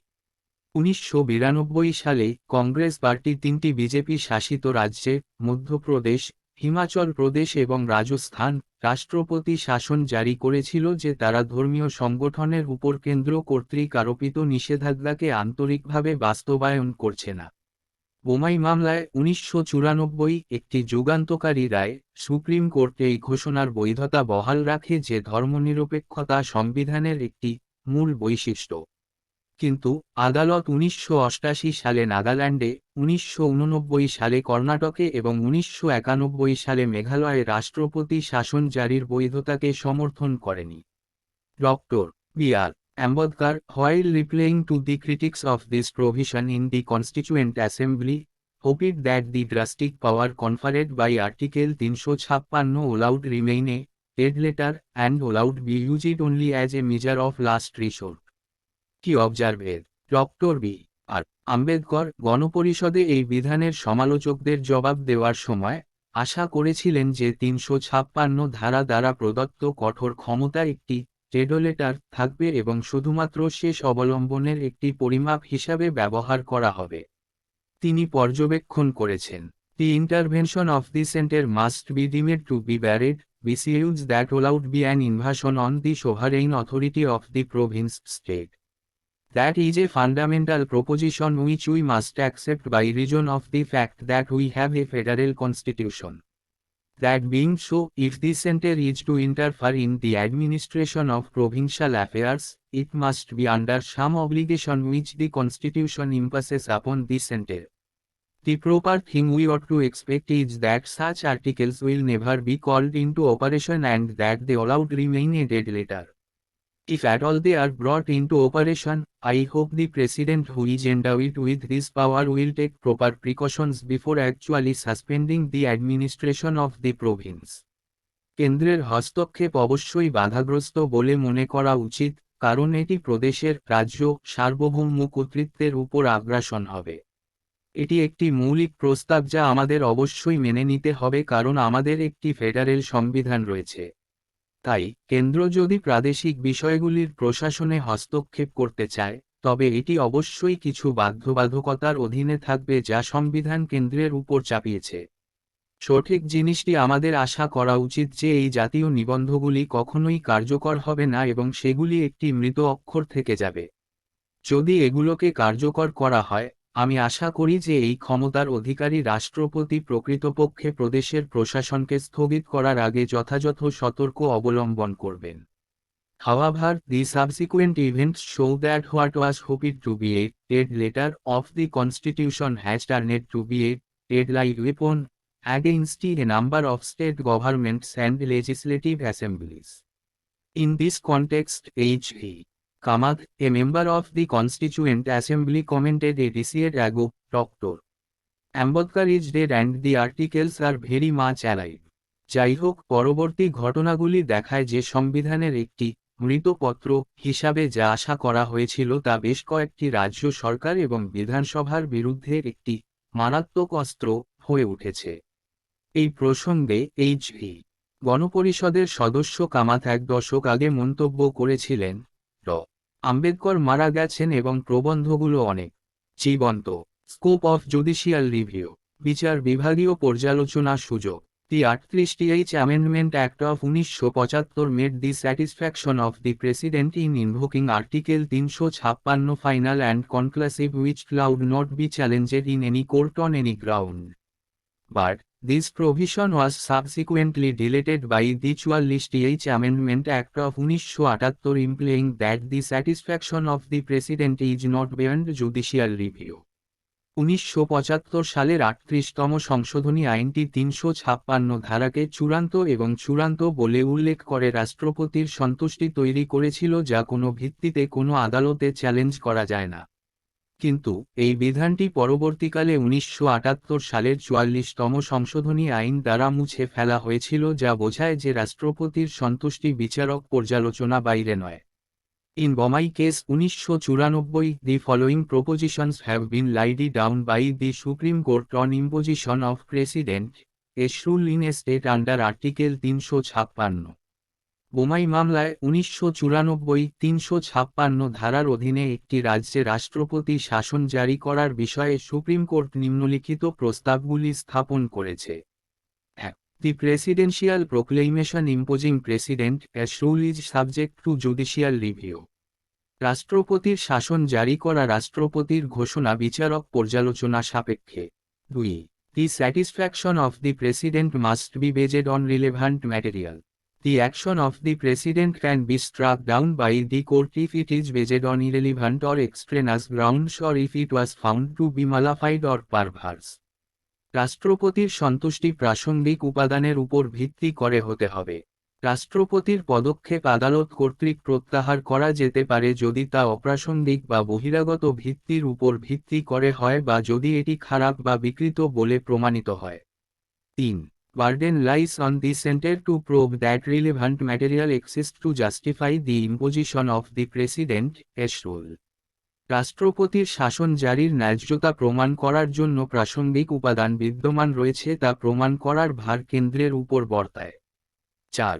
The court cannot go into the correctness of the material or its adequacy but it can see whether it is relevant to the action. আদালত উপাদানের সঠিকতা বা তার পর্যাপ্ততার মধ্যে যেতে পারে না তবে এটি কর্মের সাথে প্রাসঙ্গিক কিনা তা দেখতে পারে। 5. If the court holds the presidential proclamation to be unconstitutional and invalid, it has power to restore the dismissed state government and revive the state legislative assembly if it was suspended or dissolved. আদালত যদি রাষ্ট্রপতির ঘোষণাকে অসাংবিধানিক এবং অবৈধ বলে ধরেন, তাহলে বরখাস্ত করা রাজ্য সরকারকে পুনরুদ্ধার করার এবং স্থগিত বা বিলুপ্ত হলে রাজ্য বিধানসভা পুনরুজ্জীবিত করার ক্ষমতা রয়েছে। 6. The state legislative assembly should be dissolved only after the parliament has approved the presidential proclamation. Until such approval is given, the president can only suspend the assembly. In case the parliament fails to approve the proclamation, the assembly allowed get reactivated. সংসদ রাষ্ট্রপতির ঘোষণা অনুমোদন করার পরেই রাজ্য বিধানসভা ভেঙে দেওয়া উচিত। এই ধরনের অনুমোদন না দেওয়া পর্যন্ত রাষ্ট্রপতি শুধুমাত্র বিধানসভা স্থগিত করতে পারেন। যদি সংসদ ঘোষণাটি অনুমোদন করতে ব্যর্থ হয়, তাহলে বিধানসভা পুনরায় সক্রিয় হবে। 7. Secularism is one of the basic features of the Constitution. Hence, a state government pursuing anti-secular politics is liable to action under Article 356. ধর্মনিরপেক্ষতা সংবিধানের অন্যতম মৌলিক বৈশিষ্ট্য।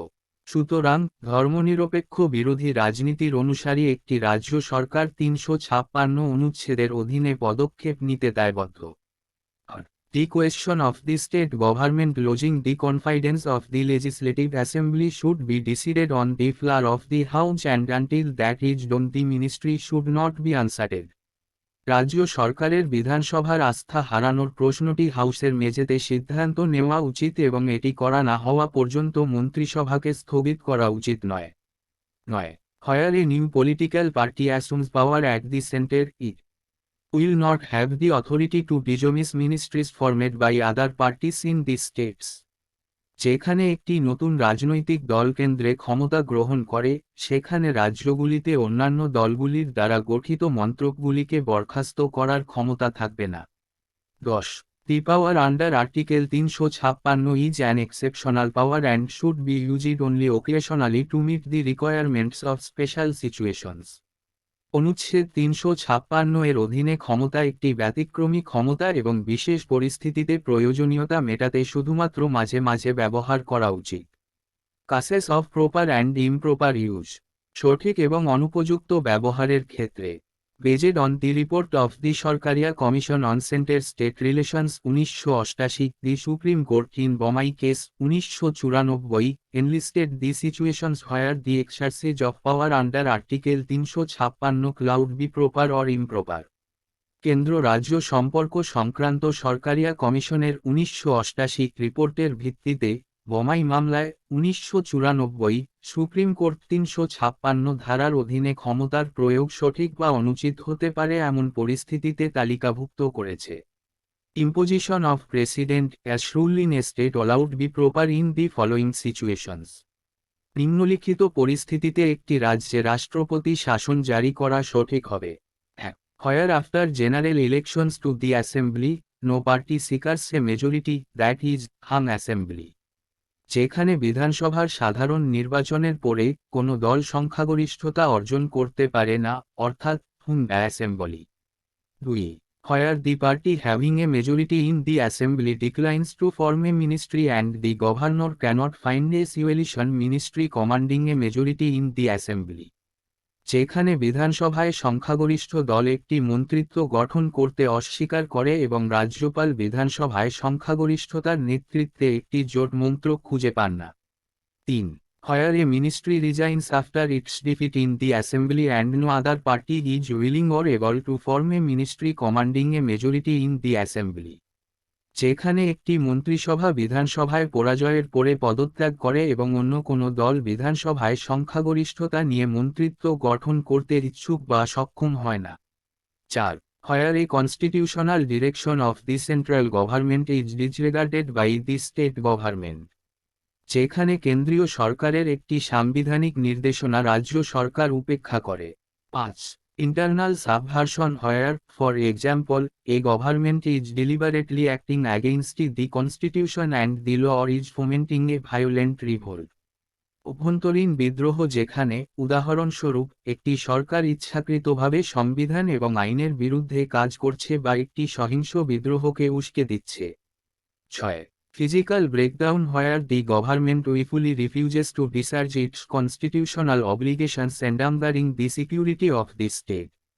শারীরিক ভাঙ্গন যেখানে সরকার ইচ্ছাকৃতভাবে রাষ্ট্রের নিরাপত্তা বিপন্ন করে তার সাংবিধানিক বাধ্যবাধকতা পালন করতে অস্বীকার করে। The imposition of President S rule in a state allowed be improper under the following situations. নিম্নলিখিত পরিস্থিতিতে একটি রাজ্যে রাষ্ট্রপতির শাসন জারি করা অনুচিত হবে। 1. Where a ministry resigns or is dismissed on losing majority support in the assembly and the governor recommends imposition of President S rule without probing the possibility of forming an alternative ministry. যেখানে বিধানসভায় সংখ্যাগরিষ্ঠ সমর্থন হারানোর কারণে একটি মন্ত্রক পদত্যাগ করে বা বরখাস্ত করা হয় এবং গভর্নর বিকল্প মন্ত্রক গঠনের সম্ভাবনা যাচাই না করে রাষ্ট্রপতির শাসন জারির সুপারিশ করেন। 2. Where the governor makes his own assessment of the support of a ministry in the assembly and recommends imposition of President S rule without allowing the ministry to prove its majority on the floor of the assembly. যেখানে রাজ্যপাল বিধানসভায় একটি মন্ত্রকের সমর্থনের নিজস্ব মূল্যায়ন করেন এবং মন্ত্রককে বিধানসভার মেঝেতে তার সংখ্যাগরিষ্ঠতা প্রমাণ করার অনুমতি না দিয়ে রাষ্ট্রপতি শাসন জারির সুপারিশ করেন। 3. Where the ruling party enjoying majority support in the assembly has suffered a massive defeat in the general elections to the Lok Sabha such as in 1977 and 1980. যেখানে শাসক দল বিধানসভায় সংখ্যাগরিষ্ঠ সমর্থন ভোগ করে লোকসভার সাধারণ নির্বাচনে যেমন 1977 এবং 1980 সালে ব্যাপক পরাজয়ের সম্মুখীন হয়েছে। 4. Internal disturbance not amounting to internal subversion or physical breakdown. অভ্যন্তরীণ ব্যাঘাত অভ্যন্তরীণ বিপর্যয় বা শারীরিক ভাঙ্গনের পরিমাণ নয়। 5. Maladministration in the state or allegations of corruption against the ministry or stringent financial exigencies of the state. রাজ্যে অপ্রশাসন বা মন্ত্রকের বিরুদ্ধে দুর্নীতির অভিযোগ, রাষ্ট্রের কঠোর আর্থিক জরুরি। 6. Where the state government is not given prior warning to rectify itself except in case of extreme urgency leading to disastrous consequence. যেখানে রাজ্য সরকারকে বিপর্যয়কর পরিণতির দিকে নিয়ে যাওয়া চরম জরুরি অবস্থা ছাড়া নিজেকে সংশোধন করার জন্য পূর্ব সতর্ক দেওয়া হয় না। 7. Where the power is used to sort out intra-party problems of the ruling party, or for a purpose extraneous or irrelevant to the one for which it has been conferred by the Constitution. যেখানে ক্ষমতাটি ক্ষমতাসীন দলের অভ্যন্তরীণ সমস্যাগুলি বাছাই করার জন্য বা সংবিধান দ্বারা অর্পিত একটির জন্য বহিরাগত বা অপ্রাসঙ্গিক উদ্দেশ্যে ব্যবহার করা হয়। ফাইন্যান্সিয়াল এমার্জেন্সি, আর্থিক জরুরি। গ্রাউন্ডস অফ ডিক্লারেশন, ঘোষণার ভিত্তি। Article 360 empowers the President to proclaim a financial emergency if he is satisfied that a situation has arisen due to which the financial stability or credit of India or any part of its territory is threatened. অনুচ্ছেদ 360 রাষ্ট্রপতিকে আর্থিক জরুরি অবস্থা ঘোষণা করার ক্ষমতা দেয় যদি তিনি সন্তুষ্ট হন যে এমন পরিস্থিতি তৈরি হয়েছে যার কারণে ভারতের আর্থিক স্থিতিশীলতা বা ঋণ বা তার ভূখণ্ডের কোনো অংশ হুমকির সম্মুখীন হয়েছে। The 38th Amendment Act of 1975 made the satisfaction of the President in declaring a financial emergency final and conclusive and not questionable in any court on any ground. But this provision was subsequently deleted by the 44th Amendment Act of 1978 implying that the satisfaction of the President is not beyond judicial review. 1975 সালের 38তম সংশোধনী আইনটি একটি আর্থিক জরুরি অবস্থা চূড়ান্ত এবং চূড়ান্ত ঘোষণা করার ক্ষেত্রে রাষ্ট্রপতির সন্তুষ্টি তৈরি করেছে এবং কোনো ক্ষেত্রে কোনো আদালতে প্রশ্নবিদ্ধ নয়। কিন্তু এই বিধানটি পরবর্তীতে 1978 সালের 44তম সংশোধনী আইন দ্বারা মুছে ফেলা হয়েছিল যা বোঝায় যে রাষ্ট্রপতির সন্তুষ্টি বিচারক পর্যালোচনা বাইরে নয়। পার্লামেন্টারি অ্যাপ্রুভাল অ্যান্ড ডিউরেশন, সংসদীয় অনুমোদন এবং সময়কাল। A proclamation declaring financial emergency must be approved by both the Houses of Parliament within 2 months from the date of its issue. However, if the proclamation of financial emergency is issued at a time when the Lok Sabha has been dissolved or the dissolution of the Lok Sabha takes place during the period of 2 months without approving the proclamation, then the proclamation survives until 3 days from the first sitting of the Lok Sabha after its reconstitution, provided the Rajya Sabha has in the meantime approved it. আর্থিক জরুরি অবস্থা ঘোষণার একটি ঘোষণা তার issue হওয়ার তারিখ থেকে 2 মাসের মধ্যে সংসদের উভয় কক্ষ দ্বারা অনুমোদিত হতে হবে। যাই হোক, যদি আর্থিক জরুরি অবস্থার ঘোষণাটি এমন সময়ে জারি করা হয় যখন লোকসভা ভেঙে দেওয়া হয় বা ঘোষণাটি অনুমোদন না করে 2 মাসের মধ্যে লোকসভা ভেঙে দেওয়া হয়, তবে ঘোষণাটি প্রথম থেকে 30 দিন পর্যন্ত টিকে থাকে। পুনর্গঠন পর লোকসভার অধিবেশন, যদি রাজ্যসভা ইতিমধ্যে এটি অনুমোদন করে। Once approved by both the houses of parliament, the financial emergency continues indefinitely till it is revoked. This simplest two things. সংসদের উভয় কক্ষ দ্বারা অনুমোদিত হলে, আর্থিক জরুরি অবস্থা প্রত্যাহার না হওয়া পর্যন্ত অনির্দিষ্টকালের জন্য অব্যাহত থাকে। এটি দুটি জিনিস বোঝায়। 1. There is no maximum period prescribed for its operation. এর অপারেশনের জন্য নির্ধারিত কোন সর্বোচ্চ সময় নেই। 2. Repeated parliamentary approval is not required for its continuation. এর ধারাবাহিকতার জন্য বারবার সংসদীয় অনুমোদনের প্রয়োজন নেই। A resolution approving the proclamation of financial emergency can be passed by either House of Parliament only by a simple majority, that is, a majority of the members of that House present and voting. আর্থিক জরুরি ঘোষণা অনুমোদনকারী একটি প্রস্তাব সংসদের যেকোনো একটি house দ্বারা শুধুমাত্র একটি সাধারণ সংখ্যাগরিষ্ঠতা দ্বারা পাশ করা যেতে পারে, অর্থাৎ সেই হাউসের সংখ্যাগরিষ্ঠ সদস্য উপস্থিত এবং ভোট দিচ্ছেন। A proclamation of financial emergency may be revoked by the President at any time by a subsequent proclamation. Such a proclamation does not require the parliamentary approval. আর্থিক জরুরি অবস্থার ঘোষণা রাষ্ট্রপতি যে কোনো সময় পরবর্তী ঘোষণার মাধ্যমে প্রত্যাহার করতে পারেন। এ ধরনের ঘোষণার জন্য সংসদীয় অনুমোদনের প্রয়োজন হয় না। Effects of financial emergency.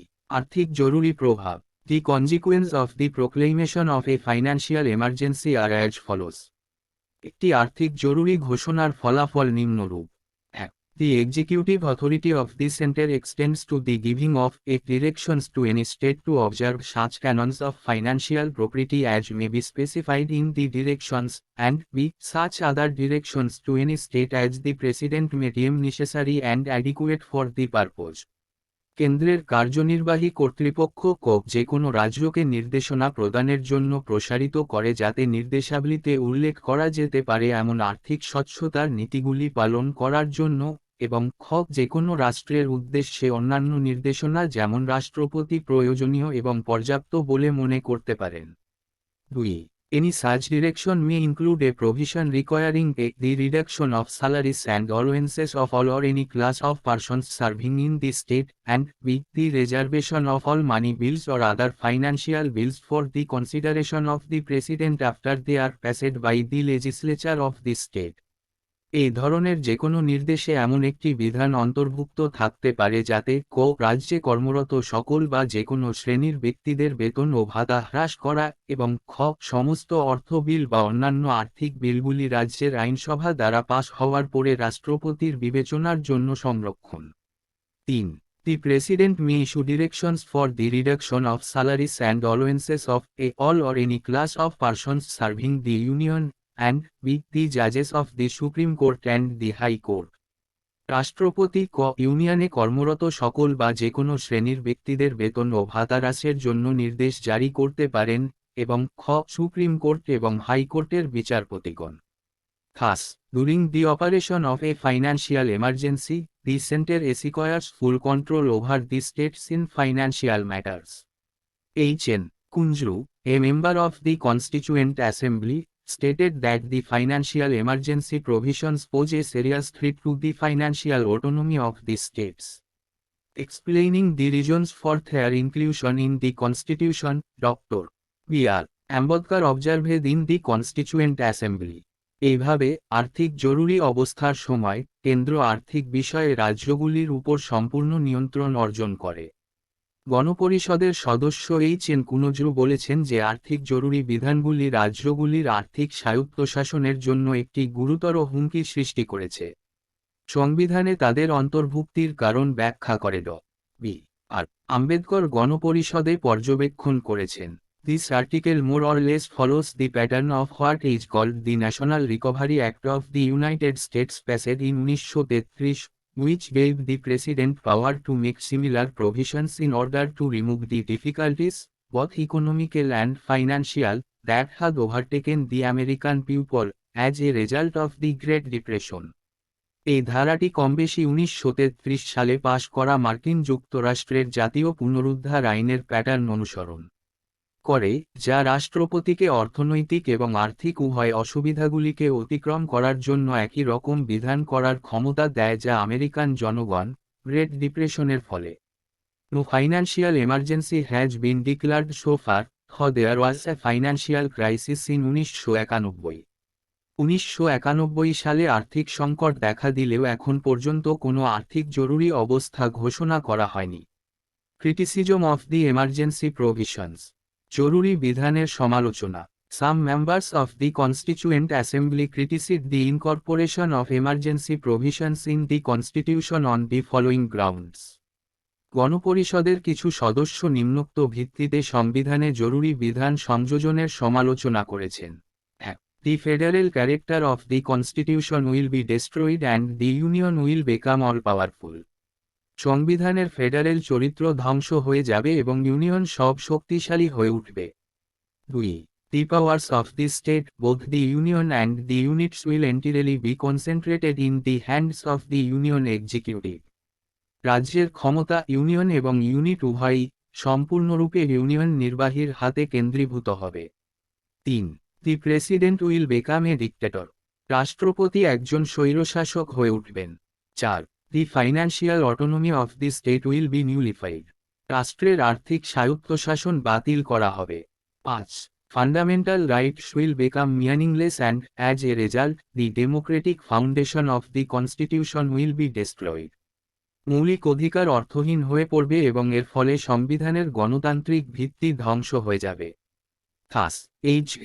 Kamath observed, I fear that by this single chapter we are seeking to lay the foundation of a totalitarian state, a foolish state, a state completely opposite to all the ideals and principles that we have held aloft during the last few decades, a state where the rights and liberties of millions of innocent men and women will be in continuous jeopardy, a state where if there be peace, it will be the peace of the grave and the void of the desert. It will be a day of shame and sorrow when the President makes use of his powers having no parallel in any constitution of the democratic countries of the world. এইভাবে H.V. Kamat পর্যবেক্ষণ করেছেন, আমি আশঙ্কা করছি যে এই একক অধ্যায়ের মাধ্যমে আমরা একটি সর্বগ্রাসী রাষ্ট্রের ভিত্তি স্থাপন করতে চাইছি, একটি পুলিশ রাষ্ট্র, এমন একটি রাষ্ট্র যা আমরা গত কয়েক দশক ধরে ধরে রেখেছি এমন সমস্ত আদর্শ ও নীতির সম্পূর্ণ বিরোধী, একটি রাষ্ট্র যেখানে লক্ষ লক্ষ নিরপরাধ নারী পুরুষের অধিকার ও স্বাধীনতা ক্রমাগত হুমকির মুখে পড়বে, এমন একটি রাষ্ট্র যেখানে শান্তি থাকলে তা হবে কবরের শান্তি এবং মরুভূমির শূন্যতা। এটি একটি দিন হবে লজ্জা এবং দুঃখের বিষয় যখন রাষ্ট্রপতি এই ক্ষমতাগুলি ব্যবহার করেন যা বিশ্বের কোনো গণতান্ত্রিক দেশের সংবিধানে সমান্তরাল নেই। K T Shah described them as a chapter of reaction and retrogression. শুরুর ফার্স্ট ব্র্যাকেট শেষের first bracket. I find one cannot but notice two distinct currents of thought underlying and influencing throughout the provisions of this chapter: A. To arm the center with special powers against the units, and B. To arm the government against the people. Looking at all the provisions of this chapter particularly and scrutinizing the powers that have been given in almost every article, it seems to me, the name only of liberty or democracy will remain under the Constitution. কট শাহ তাদের বর্ণনা করেছেন প্রতিক্রিয়া এবং পশ্চাদপসরণ একটি অধ্যায়। শুরুর first bracket শেষের ফার্স্ট ব্র্যাকেট। আমি এই অধ্যায়ের সমস্ত বিধান জুড়ে অন্তর্নিহিত এবং প্রভাবিত চিন্তার দুটি স্বতন্ত্র স্রোত লক্ষ্য করতে পারি না: কোপ ইউনিটগুলির বিরুদ্ধে কেন্দ্রকে বিশেষ ক্ষমতা দিয়ে সজ্জিত করা এবং খ জনগণের বিরুদ্ধে সরকারকে অস্ত্র দেওয়া। বিশেষ করে এই অধ্যায়ের সমস্ত বিধানের দিকে তাকালে এবং প্রায় প্রতিটি অনুচ্ছেদে যে ক্ষমতা দেওয়া হয়েছে তা পর্যালোচনা করলে আমার মনে হয় সংবিধানের অধীনে কেবল স্বাধীনতা বা গণতন্ত্রের নামই থাকবে। টি কৃষ্ণামাছরি feared that by means of his provisions the President and the executive would be exercising a form of constitutional dictatorship. টি কৃষ্ণমাচারী আশঙ্কা করেছিলেন যে এই বিধানগুলির মাধ্যমে রাষ্ট্রপতি এবং কার্যনির্বাহী এক ধরনের সাংবিধানিক একনায়কত্ব প্রয়োগ করবেন। H.N. Kunju opined that the emergency financial provisions pose a serious threat to the financial autonomy of the states. H.N. কুনুজু অভিমত দিয়েছিলেন যে জরুরি আর্থিক বিধানগুলি রাজ্যগুলির আর্থিক স্বায়ত্তশাসনের জন্য একটি গুরুতর হুমকি তৈরি করেছে। However, there were also protagonists of the emergency provisions in the Constituent Assembly. Thus, Shiroladi Krishnaswamy here labeled them as the very life breath of the Constitution. Mahabir Tyagi opined that they allowed work as a safety valve and thereby help in the maintenance of the Constitution. তবে গণপরিষদে জরুরি বিধানের নায়কও ছিলেন। এইভাবে sir আল্লাদি কৃষ্ণস্বামী আয়ার তাদেরকে সংবিধানের প্রাণ নিঃশ্বাস হিসেবে চিহ্নিত করেছেন। মহাবীর ত্যাগী মতামত দিয়েছিলেন যে তারা একটি সুরক্ষা ভালভ হিসাবে কাজ করবে এবং এর ফলে সংবিধান রক্ষণাবেক্ষণে সহায়তা করবে। While defending the emergency provisions in the Constituent Assembly, Dr. B.R. Ambedkar also accepted the possibility of their misuse.